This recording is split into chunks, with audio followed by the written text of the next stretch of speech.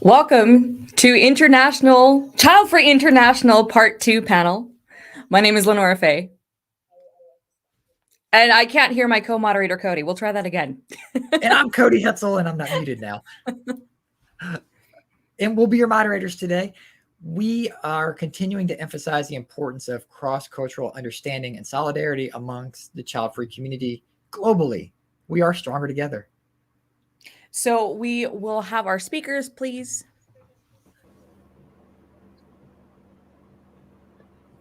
Hello, hello. Hello. Good afternoon, good evening, good morning for some of us.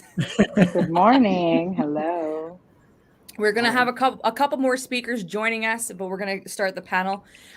So first of all, please introduce yourself. Tell us a little bit about you, how you're doing. I'm speaking specifically to Isabel, well, I'll let her explain.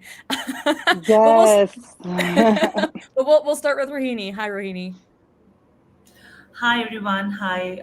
Glad to be a part of this forum. I'm doing good. I'm from India, Delhi. It's evening, and life's good. All good.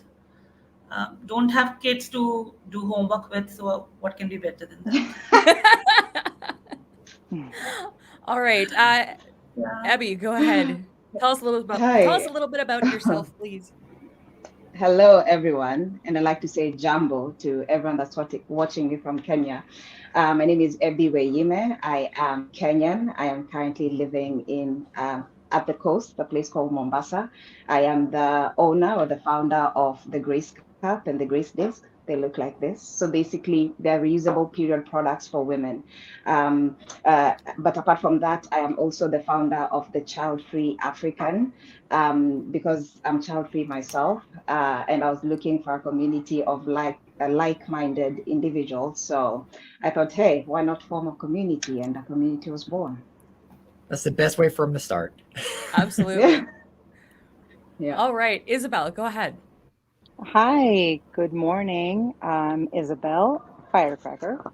I'm from Colombia. And the reason I don't have my cam on today, and I apologize to those who are watching, is because yesterday I got my hysterectomy done. Yay, cheers to that. Yeah, it was last night, so it was a late surgery. And today I'm a little bit bedridden right now, so I'm totally in and participating and like really energetic about this convention. I really love what Cody and Lenora and everyone else that it's behind the convention, what you guys are achieving with it. And I love meeting other people from different parts from around the world. Your commitment is impressive. Oh, we appreciate it.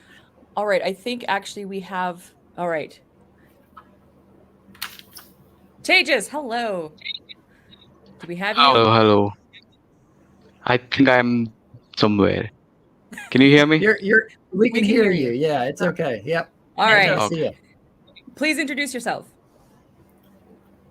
Thank you. I am Tejas. I am from India.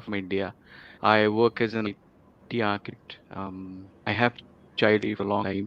I'm also an anti-natalist and an animal rights activist and so on. Thank you. Okay, sound is a little bit choppy, but we'll continue on. Do we have Verena here? Nope. Okay. All right. Well, we'll catch her on in a bit. This is live. This is live. And we're all over, and we're from all parts of the world here, so we're just going with it. Okay. Well, we'll just start out with, what has your child-free journey been like? Rohini, we'll start with you. Hi. So I grew up in a family of 4 siblings. We were 4 daughters in a country like India. That's not a great thing to happen to people. They just would agree with me. So I was 22 when I had decided, I'm 39 today.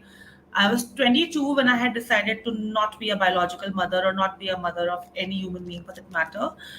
And I remember going back to my mother and telling her about it. And she, much to my surprise, was very supportive. And I still remember she told me there is a reason why we have a brain placed above our uterus so that we can decide for the uterus. And since then, it's been a very easy journey compared to what I had anticipated.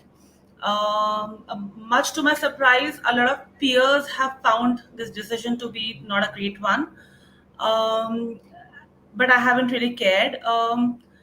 And I think it's been fairly okay. Also because I met a guy and I'm married to a guy who's also child free in his own thought process.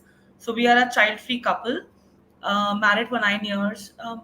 It's been good, But people do question us. They don't understand the concept of being child free by choice. They actually feel I probably would have some fertility issues and probably, I wouldn't be able to have a child normally. And, it's because of a medical reason that I chose not to be a mother.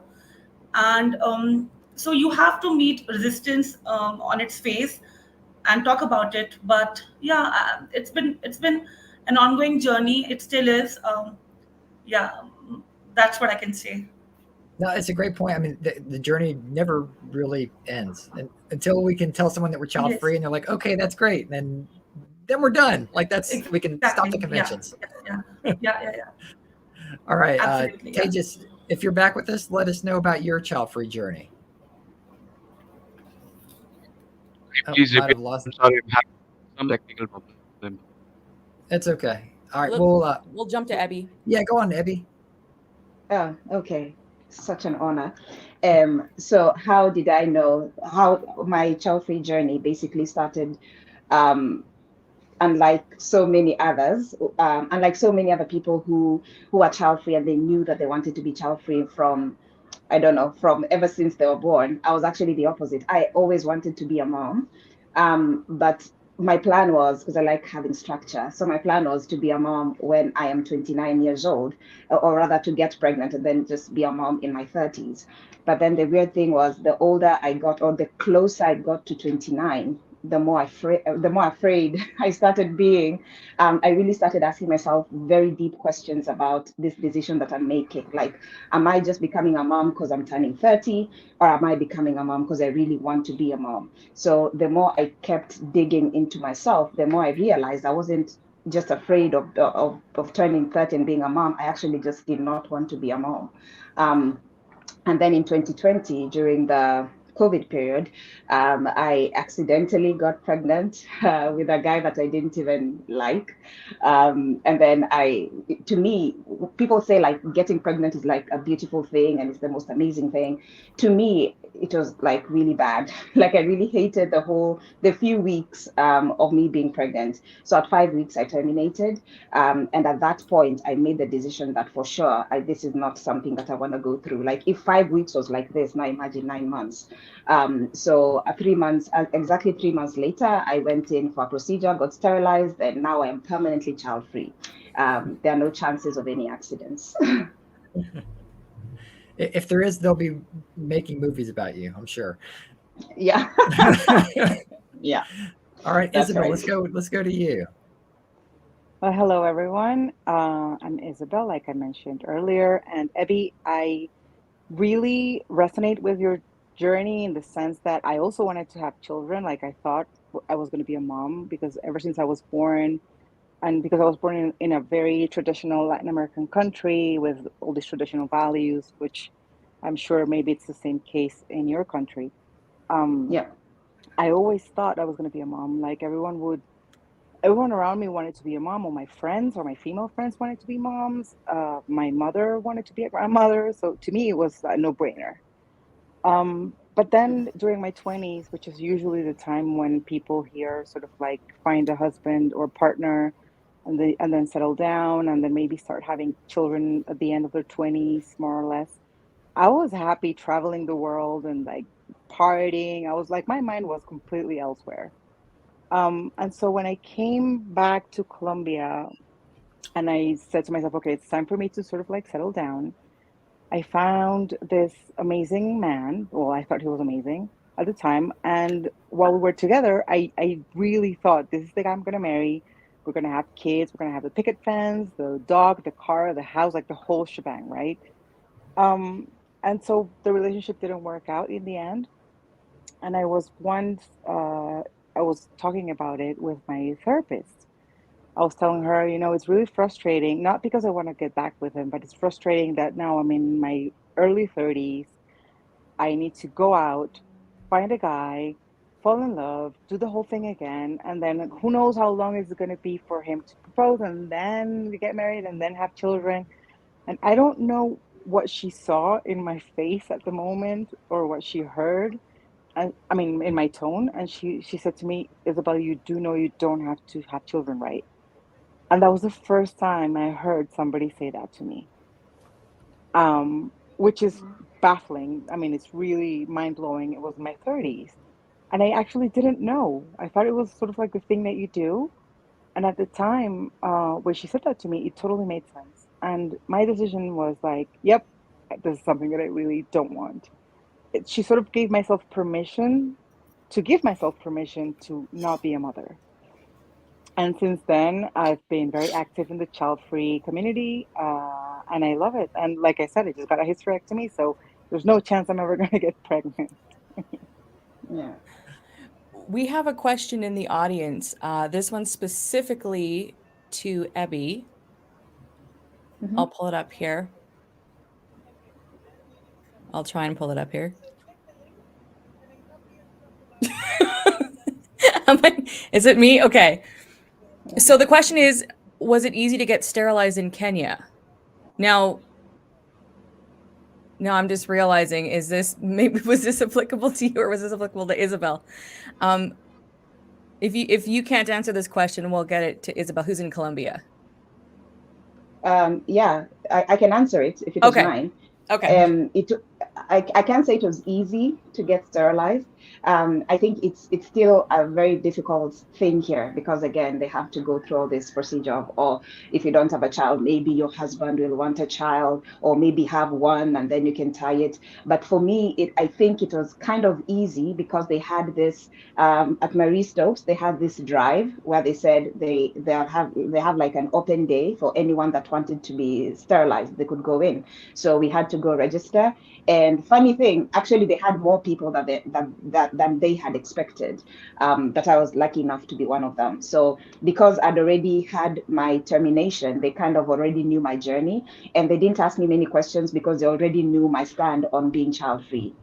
So in that sense, it was not very hard. Thank you. Okay, Cody, you're muted. All right, we have I was going Rohini to ask here. if Isabel wanted to answer that question too, how easy it was. Okay. Or Isabel? uneasy. I don't. Well, just very briefly, I got my tubes tied 4 years ago, and that was very easy because I think it was my doctor. She was just on board with me from the get-go. For the hysterectomy, it was a little bit more difficult. In my case, the hysterectomy was more due to a medical issue. But even if it was due to a medical issue, like there was a lot of pushback from the people in my health insurance that didn't want me to get it done. But that got solved. So yeah, but it's usually not easy. I had it easy. It's usually not an easy thing to do here in Colombia. And our Thank you. audience may have noticed we have a new speaker that's joined us on stage. Verena, if you want to introduce yourself quickly, I think we've got you here. I'm quite sorry, I had technical problems. That's okay. This is live. It happens. Yeah, thanks. So hi, everyone. I'm Verena Eleonora Brunschweiger. I'm 43 and based in Regensburg, Germany. And I'm the author of this great book here, Do Childfree People Have Better Sex? And yeah, I'll tell you more about later on. Sorry to buzz in that late. No, it's fine. So you're really just kind of in on our one of our first questions here. Can you tell us a little bit about what your child-free journey has been like? Me? Yes. Well, yeah, the subtitle of my book is anyway, A Feminist's Journey in the Childfree Movement. So I tried to squeeze 200 pages into 2 minutes, as I was told. And it was really horrible because Germany is, contrary to what most people think and know, I talked with Eleonora about that last week, it's really horrible and extremely pronatalist. It's directly after Eastern Europe, and they are the most pronatalist people I know. And it's all about have a family, be conservative, have as many kids as possible. And especially given our history, I find this absolutely disgusting and horrible. And it's really no fun being child-free in Germany, I must admit that. And when I came out, you have to say this, it's a coming out. when I came out as child-free, everyone was like, are you crazy? And this is really a bit sad because many people, especially foreigners, think that Germany is quite a progressive country. No, not really, not if you are a child-free woman. It's okay for child-free men, that's always fine. But as a child-free woman, didn't go down that road. Okay, thanks for sharing. Okay, so we do have some audience questions, but we also have some prepared questions. Cody, what do you want to do? Let's go with the audience. Okay, all right. Let's have some fun here. We've got some hard-hitting ones, it seems like. So, Rebecca, do you want to pull some up? All right, so the question is, what is the legality of abortion in most African countries? So I guess this is for Ebby specifically. Is it still sadly a very contentious issue and illegal? Contentious issue. There. Oh, it's still very contentious and illegal in Brazil. So Ebby. Yes, I'd love to answer that. Yes, because we come from a very religious country. I'm putting it in air quotes because people from my country that are watching know exactly what that means. So because we're very religious, our constitution does not directly permit for or like it does not exactly say that it's illegal, but there are parameters in which you can have an abortion. So abortion is not illegal, but it is restricted or prohibited. So it's not so under certain circumstances you can have an abortion the legal way. It's just that most women have no idea that's the thing. So since we've hit that hot button issue, does anybody else want to answer that question for your country? Yeah. Okay.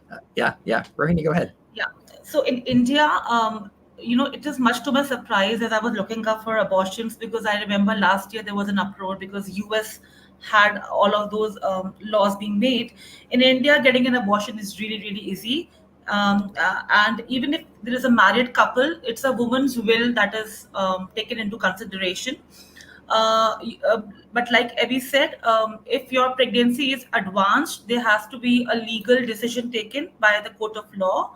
But if you're in the early stages of pregnancy and medically there is no issue, you can easily get an abortion done at any government or any private facility over here.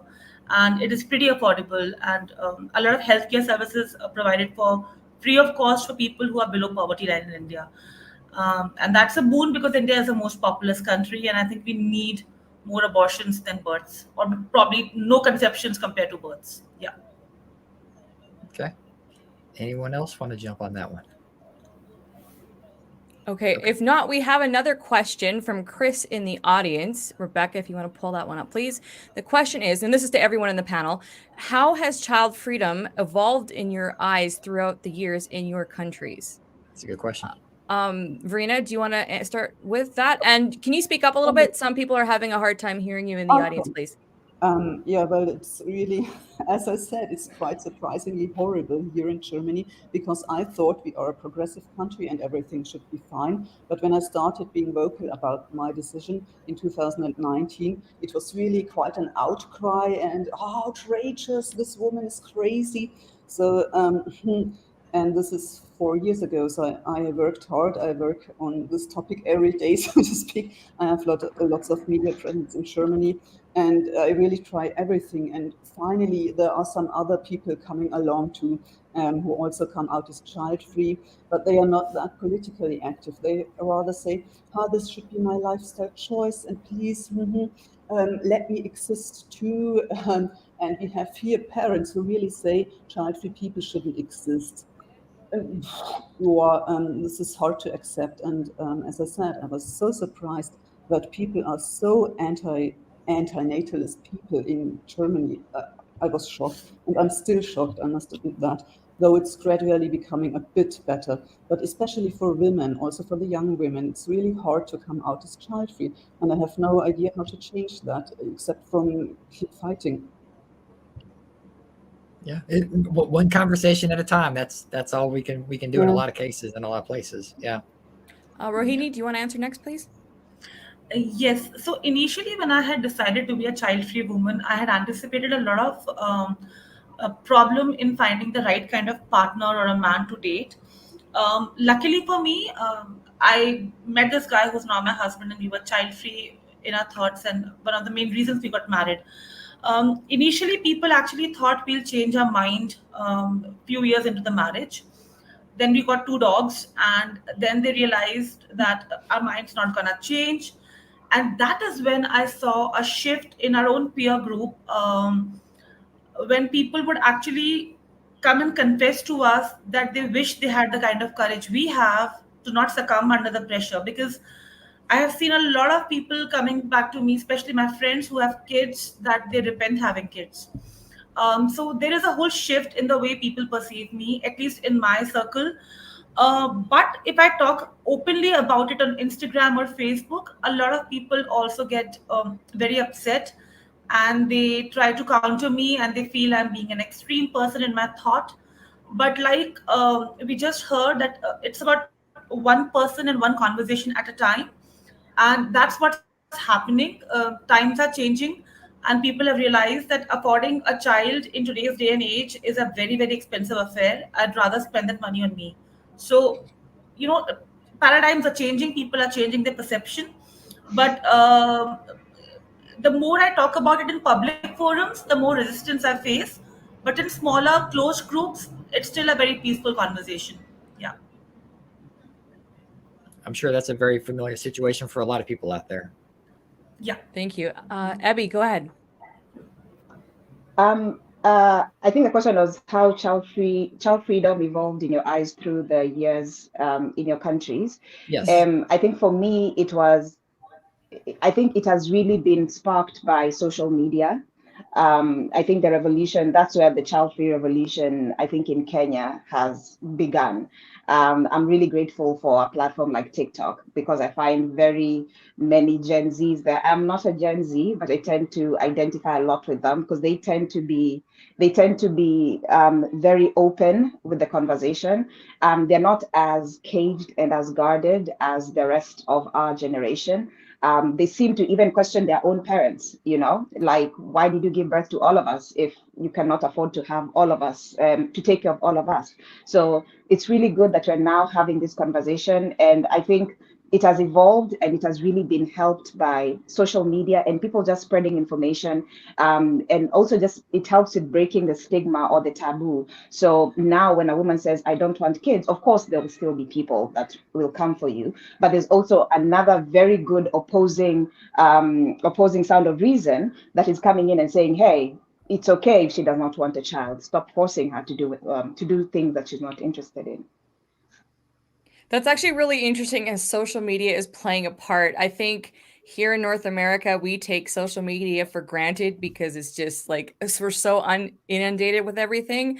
But actually, that's a question now I want to ask separately to everyone else to answer what their social media experience has been like, if applicable, in your different countries, because if that's actually reaching people, that's amazing. Like effectively at reaching people. But we'll continue on with Isabel for have you seen any evolution with child freedom in Colombia? Unfortunately, no. Honestly, Colombia, and I would say, I will go as far and say that every Spanish-speaking country in South America and Central America, we're still very conservative. People still receive a lot of pushback. There isn't a lot of conversation going on. Whatever you find on internet, whether it's in Facebook or other social media platforms, it's usually very negative things. Like it's mostly people who are child free spewing anger against parents and children and prenatalism and everything else that is, making them angry because they're not being able to express themselves freely. So no, I honestly haven't seen a lot of evolution or any evolution at all in Colombia for the past few years. But hopefully that'll change. It will change because more people, I think, are going to have to start being more outspoken about this issue. And that does kind of roll into the question, Lenore, you just had about social media and maybe your experience on social media and what you've seen and the importance that role is playing with being able to reach out and find those communities where you can find like-minded people, where when you make that comment, you're not just kind of berated by strangers immediately. You have people that have gone through similar experiences as you.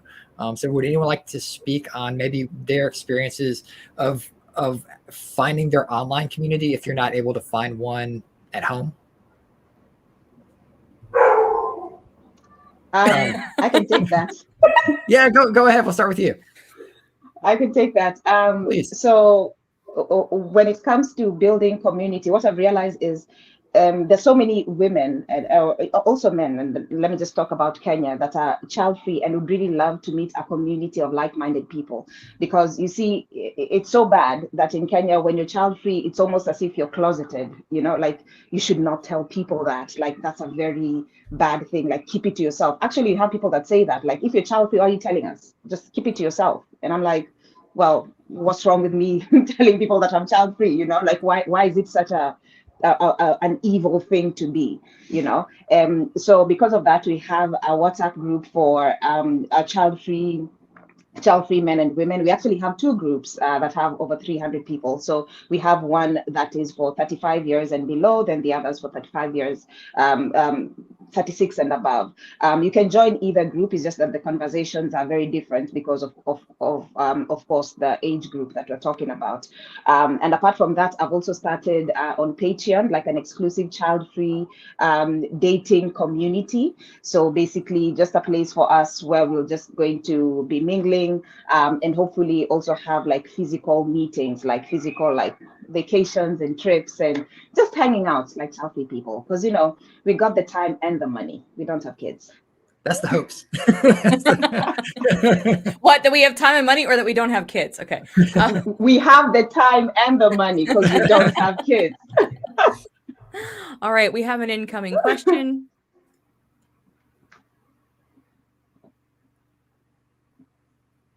Eventually. In the meantime, we'll just breathe and have a drink. Well, it's 10, 8. Oh, it's 8. Oh, it's 8:30 in the morning here in Canada. It's early to drink. Question for Rohini. Does your mother-in-law give you grief for not wanting kids since it's expected in society? If yes, does she also question and give grief to her son? Or is it a one-sided only, meaning to you only? Thanks, Ria. That's a very good question. And especially in Indian communities, and especially in India, it is a given that people expect you to pop out babies the moment you're married, okay? And people don't respect privacy. They would just come and ask you. However, I think when I got married, I was 30, and my husband and I, we were very vocal about our decision of not planning to have kids ever. And my parents-in-law have been very supportive. They've never questioned me. They have always respected our privacy and our decision. And they have always maintained that it is our life and we should decide the way we want to live it. Also, what has helped is that my sister-in-law, like my husband's sister, is also child-free. And she was married much earlier than I got married. And the family, however, a lot of people who are not connected with me have felt the audacity to come and question me. I've had to initially be very polite to them and respond to them. But after a point of time, I did realize that I need to be very, very upfront with people and set the point straight. Because it can be very, very challenging in a situation when you have family set up, when you have the uncles and aunts in the family coming and asking questions to you. So I think being vocal about it from the very beginning has been very helpful. And we also clarified that we do not have a medical condition. It is a decision that we have taken for our lives, and we have chosen to be child free. And like Ebby said, we have all the money and the time to just do whatever we feel like doing in life. But I think, Ria, to answer to that, I think it's good to be vocal and it's good to be clear about what you do not want in your life. And I think people will eventually come around. And if they don't come around, just don't bother. Just don't bother. Yeah. That also needs to be on a t-shirt. That is fantastic advice. Just don't. I think all of us can agree with that. Just don't bother. Yeah. It actually is the amount of time we waste on listening to other people and how they think we should be living our lives. I mean, if I had spent an amount of time in doing something else, I probably would have been a billionaire by now. But just don't bother. It's never too late to realize. You know what? I mean, I really do want to ask bring up the social media aspect again, because I know, Verena, you have had your issues with the press. Ebby, you're very active on social media, and Isabel as well too. Rohini, I'm not so sure if you are super active on social media, but it's still definitely chime in. I'll ask you that first, and then I'll ask. This is an impromptu question, because we're live and we can do this. So, yeah. What, like, as far as the reaction or dealing, again, you have your $1 billion answer right there, but do you have a specific experience with social media, like with strangers or talking about not having kids, especially being married and not having children? So my profile is private and it's a personal account. But when I started posting about my child-free thoughts, surprisingly, a lot of people who were close to me and who were school-time friends of mine, they felt triggered and they came and questioned me. And they were like, "You're being an extreme person and you are so negative." And they gave me a lot of pushback. Held my ground, and a lot of people who I had never met, but probably we were in common circles because we are dog parents or we have common professional journeys. They actually came and confessed to me that my being vocal about this gives them courage. Like women who are unmarried, I keep telling them to have this conversation with their respective partners to be right in the beginning. I've recently had a friend who's had, who's at the age of 35, she realized she doesn't want a kid, and then their marriage ended in a divorce, unfortunately. But it's a very tightrope walk. You have to be very careful, especially because in India, it is expected of you to either have kids or either dream about having kids. There is no third option. And when you dare to dream differently, people are looking at you, and they're looking at you as if you are a unicorn. And I always tell people that wear your single horn and be a unicorn and don't bother. Love it. Absolutely. All right, Verena, I know you have a couple things. Thank you. I'm a unicorn too. Where you single? Wow. That's lovely. Yeah. That's what I was going to bring up. But I know you have some issues. Do you want to talk about your press reactions, all that? Yeah, absolutely. Because this fits the story I've been telling all along. Everyone thinks, yeah, Germany, it's quite okay to be child-free there. No, it's not. Absolutely no way. I wrote, meanwhile, 6 German books and 1 English one about this topic. And when I came out, press reactions were incredible. And journalists, professional journalists, wrote to me, "Oh, why don't you kill yourself? And have you thought about stopping breathing? Then the population might go down as well. Wouldn't that be a nice idea?" And I got so much vitriol and hatred. And I still receive death and rape threats on an almost daily basis. And I find this quite incredible. I get those shitstorms all the time. But as Rohini said, I also get nice mail. I lose friends and I find new ones, and supporters and fans all around the world, because they contact me, especially women, but also some men. And they all write, "Yeah, we love your courage and what you're doing, and please keep up the good work because we need you." And a child-free German voice is what we definitely need, because everyone thinks it's okay here anyway, but really it's not. I'm also a unicorn, as I said. I think, Rohini, you've created a whole mascot for the Childfree Convention that we didn't know we needed. So thank you. All right, Ebby, do you want to share your experience dealing with comments on social media, the reactions, both positive and lesser than? I guess I'm kind of lucky in the sense that I very few things get to me. So I really understand that there are so many online bullies, people who really don't know you, they don't understand your journey, they don't know anything about you. So I always look at it as, if for example someone told me right now that there's a woman in Nigeria who does not want to have kids, why would I be bothered by that? Like, why would that be any of my concern? Like, there's a random woman in Canada that does not want to have children. Why am I having sleepless nights because of that? So I always look at it as that's a them problem and not a me problem. So I'll just go out here and I'll say what I want to say, and you take it the way you take it. I cannot control. I'm only responsible for what I say and how I live my life. I am not responsible for what you understand and how you live your life. So everyone should just stay in their lane. So that's kind of just how I roll. Love it. I mean, I'll cop to being the random woman in Canada saying she doesn't want to have kids. And I hope I can't keep people up at night thinking about it. They can come and watch this event. Seriously. For sure, Isabel, I know you have never had any issues with this, but None. do you want to Not a single one. Go ahead. Yeah, I've been very outspoken online. I started with an English speaking platform, funnily enough, even though Spanish is my mother language, my mother tongue. Yeah, you know what I mean. Mother tongue, yes. And the reason I did that was because I found a lot more childfree communities. I mean, as much as toxic as they were, but there was a lot more people talking about this in English. This was a few years back when I started in social media. And I got really outspoken with the Uprising Spark. And then I was in Childfree Girls with Lenora, of course, and Kristen.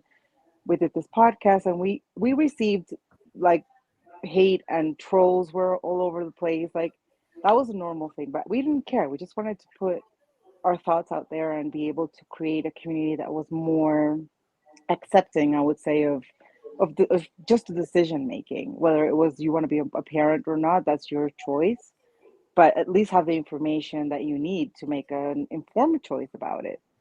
And very recently, I think it was a couple of years ago, I started Nunca Madres, which should translate directly to Never Moms in Spanish.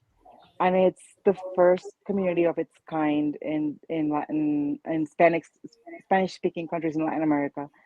Because like I said, most of the social media that I found in Spanish is also about the vitriol, and we're very like 10 years behind, I would say, in talking about this subject as compared as to the US and maybe the UK.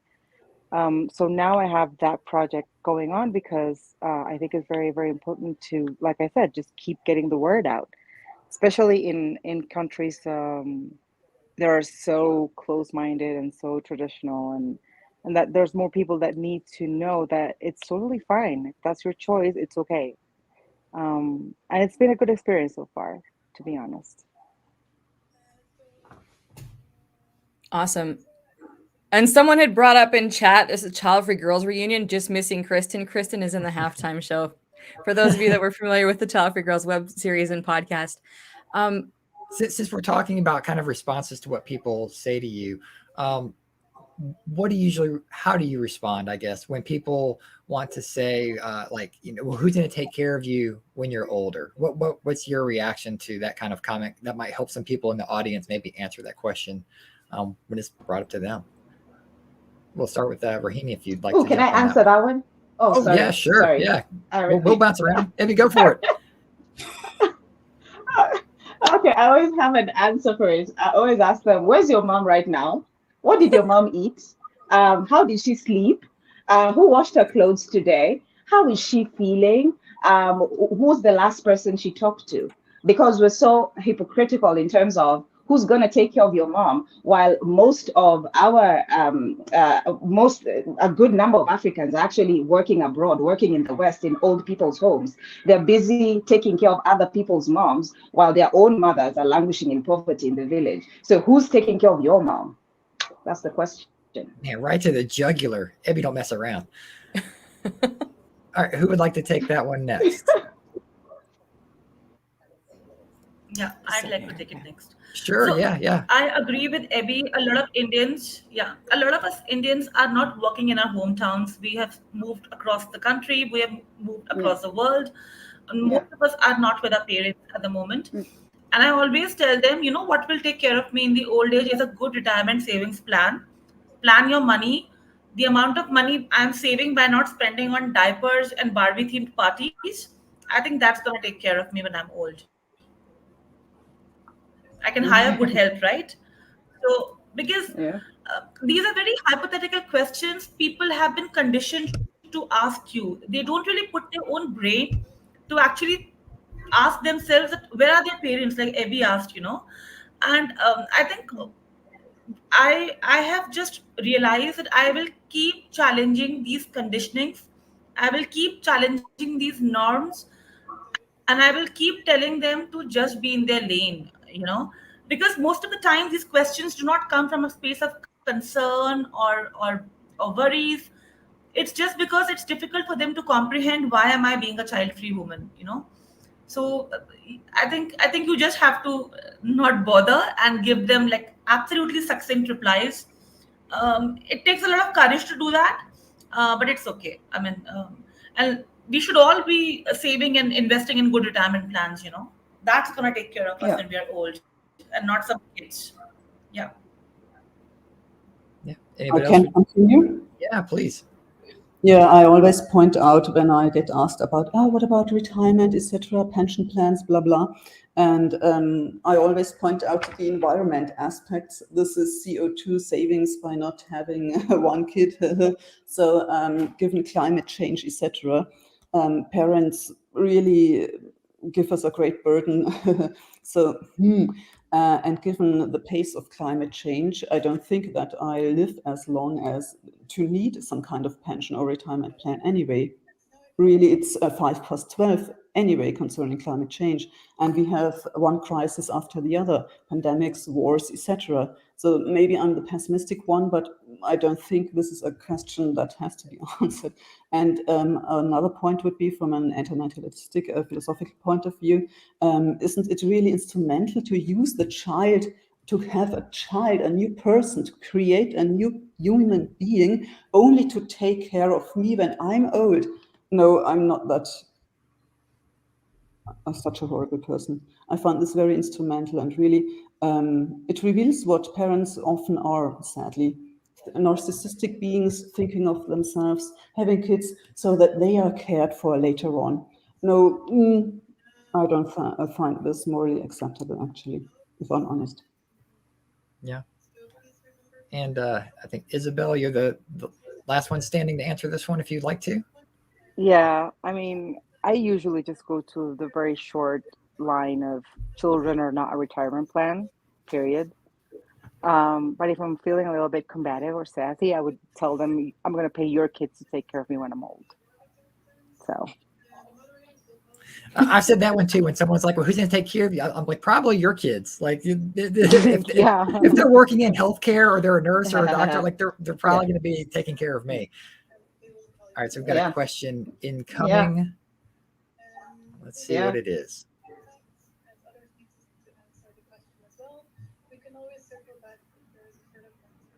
Oh, wait. Okay, I see it. I'm just going to pull it up. Yeah, that's fine. Okay. The question is, does anyone actually know someone that chose... Well, where'd it go? All right, let's try that again. Does anyone actually know someone that chose not to have children and regretted it? So that is the question. Interesting question. And I just see head shaking no. For people that are listening to a podcast in the future, Isabel's probably shaking her head no too. I can't see her, but that's okay. Yeah. I'd like to answer that. Go ahead. We have an uncle and he hasn't... So we have an uncle, he doesn't have kids, one of the happiest chaps I know. To answer this, I have seen more people who have kids who regret that decision, because it's irreversible. You cannot send your kids back to some closet where they've come from. You have to take the responsibility till you can. And so I am yet to meet someone who's child-free and has regretted. None. Never. Ebby, did you catch the question? I can repeat it if you missed that. No, please do. Okay, so the question is here. Does anyone actually know someone that chose not to have children and regretted it? Not me. I don't know any. Okay, excellent. All right. I mean, I shouldn't say excellent. I got to be neutral. I mean, here's the thing. It's okay if we do know somebody. I'd like to add something, if I may. Yeah, go ahead, please. Because I read daily about those topics, as you know, doing research, etc. And we have people like Betty White or Gloria Steinem and other older people who always say the key to the happy long life is not having kids. So here we go. Yeah. Isabel? Yeah, well, I love this question because, well, the short answer is no. One of my I mean, my biggest child-free icon is Iris Apfel. She's 102 years old, and she still talks about how she decided not to have children, the reason she decided not to have children, and how she has had the most amazing life. And she's, like I said, she's turning 103 in August. Um, and I also did this interview to several women who are 65 and older, like between 65 and 80, if I remember well. And I asked them, is it something that you regret, being in those like sort of like last stages of our natural life? And none of them, like not a single one of them said I regret it. They were all like super happy about their choice. They really understood at the time that it was the best choice for them, and they never regretted it. Thank you for that. We do have a question about being child-free in the workplace. So just wondering, if you're vocal, if you are in the workplace, aside from being self-employed, but if you are self-employed, you can still answer this one too. Are you vocal about being child-free, and does it affect you? Has it affected you? I know one of you has a major answer for this one, but we'll start with Rohini. Go ahead. So I work in an industry which involves a lot of international travel, and my company is also an international luxury brand. And people have been very, very supportive of this decision. Also, because they're happy that I will not take leaves because my child is sick back at home. So it also means I'll be more productive when it comes to be traveling. Um, uh, so largely the community of people who support this, the inclusivity is actually increasing, and however, a lot of workforces, a lot of organizations which are more India centric and they have a larger Indian population working, I think the scenario would be slightly different over there. But I have never faced people would anyway judge me, that's their right. But I haven't had anyone come and question me and ask me, especially in the workforce, about my decision to be child free. In fact, most of my bosses have been child free. My current boss is a child free 60-year-old woman, and we are very happy about the decision. So I think gradually, yeah, people are supportive, but it can be challenging if you work in a conservative environment where people expect you to be mother, especially if you happen to be a teacher in a school. That's something I learned from an Instagram follower of mine who's a teacher in a town, and her peer group questions her, doesn't support her, they taunt her. So that can be a little challenging. So yeah, but not for me, not for me. Thank you for Rohini. All right, Ebby, go ahead. I think I'll just echo a bit of what Rohini has said. It depends. It depends on who you're talking to. So if you're talking to a more conservative crowd, then definitely if you declare yourself child free, and especially if you're applying for a job, they look at you as a liability in terms of a woman with a child and a husband is more grounded, which means that there are higher chances of them sticking to the company as opposed to a woman that is just child free and free. It means she can just pack her bags and leave tomorrow, and I'm lucky that I work for myself. So I work for myself and I'm child free, which means I can literally just pack my things and go tomorrow. I guess in such an environment, then I would not be wanted.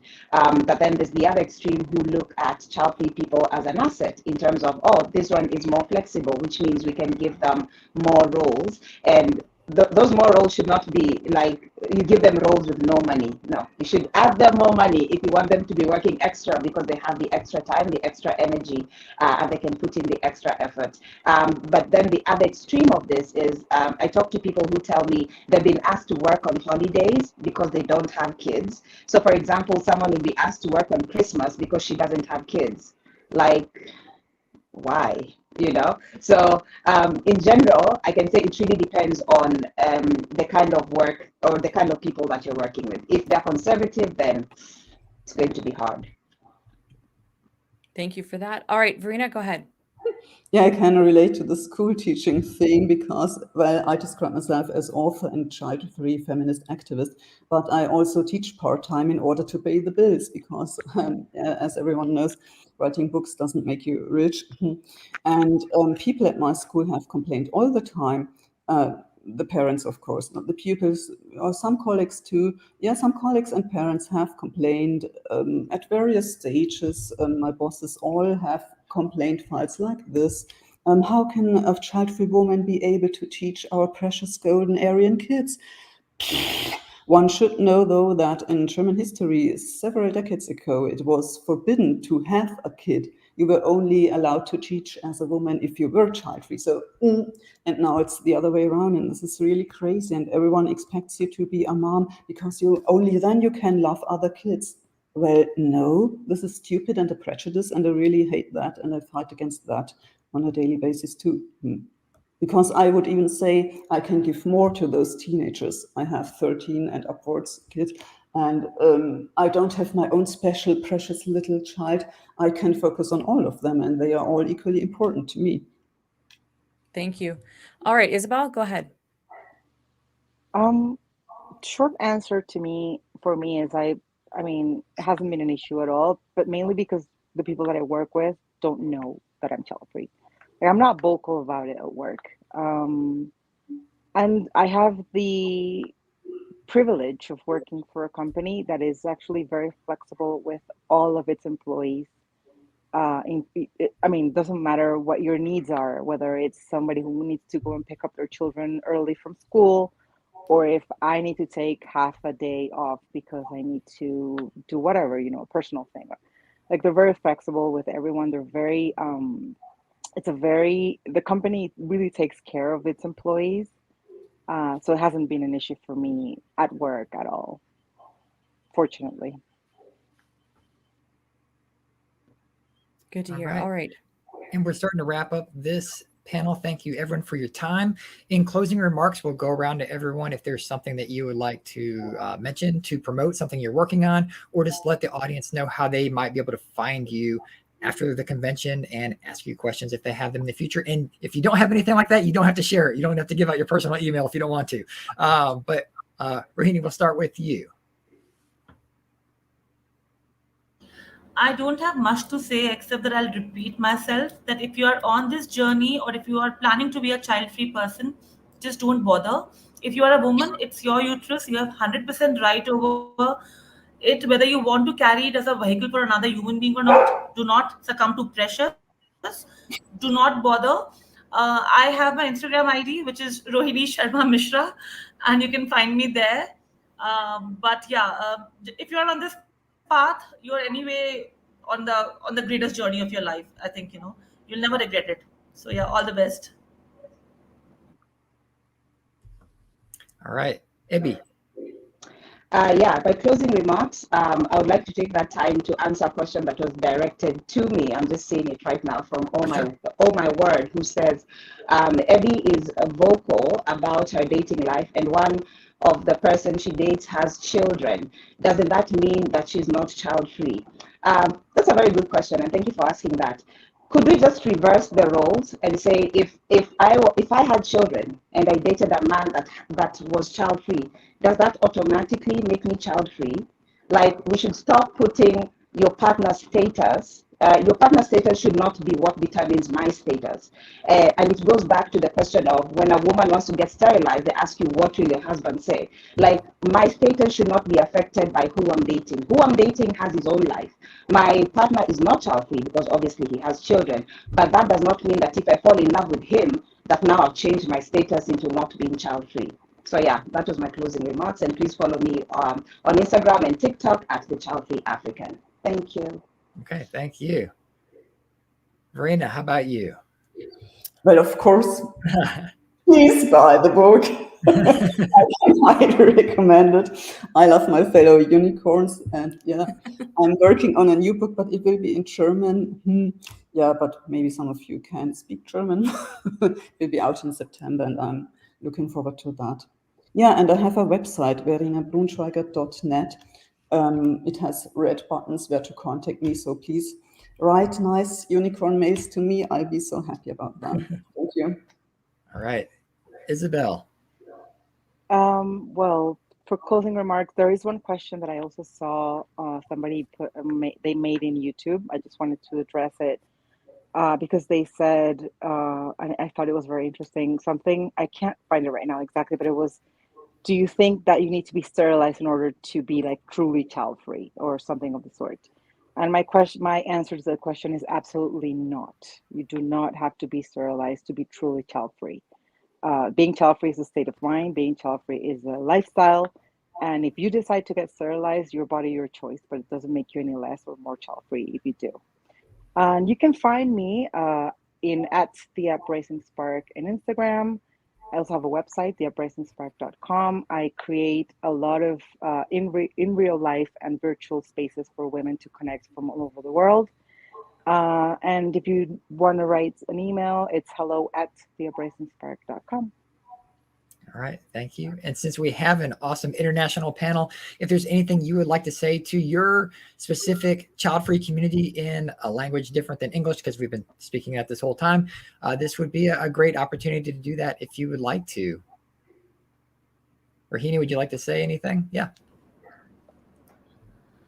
I'm going to talk in my mother tongue, Hindi. नमस्कार, आप सब मुझे सुन पा रहे हैं? अगर आप स्त्री या पुरुष हैं जो चाइल्ड फ्री रहना चाहता है और इस जनरेशन्स के ट्रॉमा से बाहर निकलना चाहता है, आई थिंक आपको सोचना चाहिए. खास तौर पे अगर आप इंडिया में रहते हो, जहाँ पे बढ़ती हुई आबादी से भला नहीं होने वाला, आपको बहुत सारी मुसीबतों का सामना करना पड़ रहा है आज भी, और एक मौका मिला है अपनी जिंदगी अपने तरीके से जीने का, तो प्लीज इसको अपने तरीके से जिए और सोसाइटल प्रेशर पे सकम मत कीजिए. और मैंने अपना इंस्टाग्राम हैंडल दिया हुआ है, if you want to get in touch with me please connect करिए. और ये बहुत खूबसूरत जिंदगी है, अपने बारे में सोचिए. Thank you. Thank you. Ebby. Watu wangu wa Kenya, ningependa kutuma salamu na watatu watuelewi hapa. So Kenyans wenye mko tafadhali hapo tu kwa comment section ekeni like a Kenyan flag and then tajua mmenisikia. So nasa tunaongea na watoto washiki nini tunasema. But anyways, asanteni sana kwa hapa na tupatane pale TikTok na pale Instagram. And thank you for being here. Yeah, that's it. Thank you. Thank you. Verena. Really, German is not that cool. Yeah, that's really better. But okay, if you insist, I'll keep it short. Also, liebe Einhörner, im September gibt es mein neues Buch, Kinderfrei aller Länder vereinigt euch, inspiriert bei Schule mit Firestone, Marx und so weiter. Bis bald. Ciao. All right. Isabel. A todas las personas que nos están escuchando, que hablan español y sobre todo aquellas que viven en países latinoamericanos, hay una comunidad Childfree que apenas está, digamos, tomando fuerza y queremos que hagan parte de ella. Pueden encontrarnos en @nuncamadres en Instagram.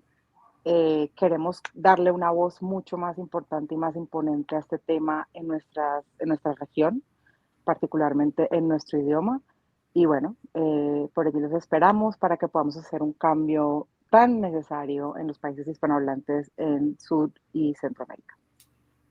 All right. That's my favorite part of doing the international panels is hearing messages. But they're really talking about you, Cody, though. Probably. I mean, that's why at the very beginning we have the disclaimer come across the screen. But thank you everyone for your time and for joining us. And thank you audience for adding in questions and comments. We appreciate this. We're going to get ready for the next panel. So we'll see you guys shortly. Thanks. Thank you, everyone. Thank you. Thanks. Bye-bye. Bye.